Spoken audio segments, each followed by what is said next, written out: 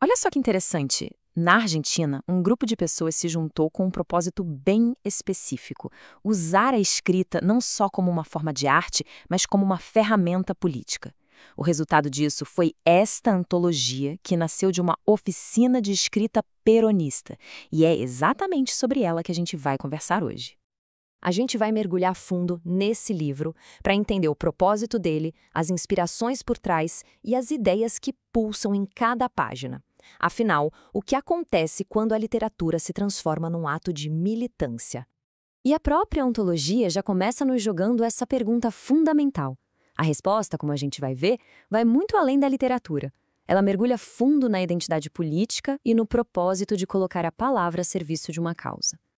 Então, vamos começar pela origem. Quem teve ideia de criar essa oficina e qual era o objetivo? Por que juntar escritores sob a bandeira específica do peronismo?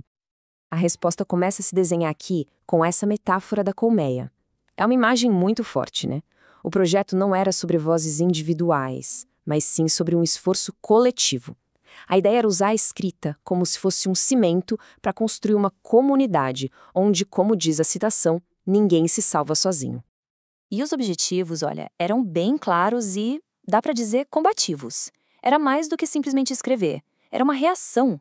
Uma reação contra as fake news, usando o poder das histórias pessoais para criar uma voz coletiva e resgatar o valor profundo das palavras, em um mundo que eles viam como superficial. Mas claro que uma oficina como essa não surgiu do nada. Ela foi construída sobre os ombros de três gigantes da literatura argentina, que serviram como uma espécie de bússola de inspiração: Leopoldo Marechal, Rodolfo Walsh e Aurora Venturini. A relação entre o Leopoldo Marechal e o famoso Jorge Luiz Borges é um exemplo perfeito do que estava em jogo. Eles eram amigos na vanguarda literária, mas a política os transformou em adversários silenciosos. É uma pequena história que revela a fratura cultural profunda que o peronismo causou na Argentina. Em seguida, a gente tem a transformação do Rodolfo Walsh, que é talvez a mais radical de todas. Pensa só, ele começa como um antiperonista que admirava Borges, escrevendo contos de detetive. Mas um único evento vira a vida dele do avesso, e ele se torna um pioneiro do jornalismo investigativo e um militante que via a escrita como uma forma de ação política direta. E por fim, Aurora Venturini, uma voz nossa completamente única. A prosa dela é descrita como ofegante, quase sem pontuação, como se a urgência de contar a história de seus personagens marginalizados não permitisse pausas nem para respirar. A vida da Venturini por si só já é uma história de resistência. Ela foi psicóloga, trabalhou com a Eva Peron, foi perseguida e exilada. Por décadas ela escreveu no ostracismo, publicando os próprios livros. E aí o reconhecimento só veio aos 85 anos de idade. Para a oficina, ela é o símbolo máximo da resiliência, daquela voz que se recusa a ser silenciada. Tá, com esses mentores em mente, qual foi o resultado? O que os participantes da oficina escreveram? Como a inspiração desses gigantes se transformou em histórias novas. A própria estrutura da antologia já cria esse diálogo. As sessões são chamadas Leopoldo e Nós, Rodolfo e Nós, Aurora e Nós. Ou seja, colocando os novos escritores numa conversa direta com seus mentores. É quase como se uma linhagem literária e política estivesse sendo formada ali. E os contos vão direto ao coração das tensões argentinas. Este aqui, por exemplo, aborda a família antiperonista, um tema que ressoa muito forte num país onde as lealdades políticas dividiram lares e amizades por gerações. Outros textos já encaram de frente a dura realidade econômica, o que eles chamam de economia da espoliação.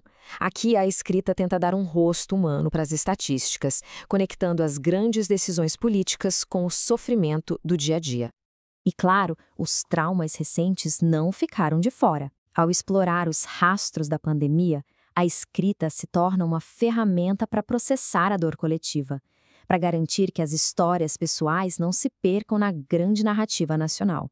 Olhando para o conjunto da obra, a gente começa a perceber os fios que costuram todas essas histórias. Memória, injustiça, resiliência, esperança.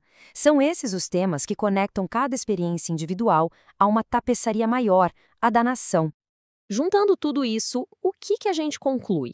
Afinal, o que essa antologia define como sendo a prática de uma escrita peronista? A chave está nesta citação demolidora do Rodolfo Walsh, que abre a ontologia. A mensagem é muito clara. Entender e não agir é uma contradição. A escrita não pode ser um ato de observação passiva. Ela precisa ser um ato de engajamento. Ficar em silêncio simplesmente não é uma opção. E aqui a gente chega na definição final. A escrita peronista para esta oficina não é sobre estilo ou gênero, é sobre propósito. É um compromisso militante que enxerga a palavra como uma ferramenta para construir consciência, comunidade e o futuro de um país.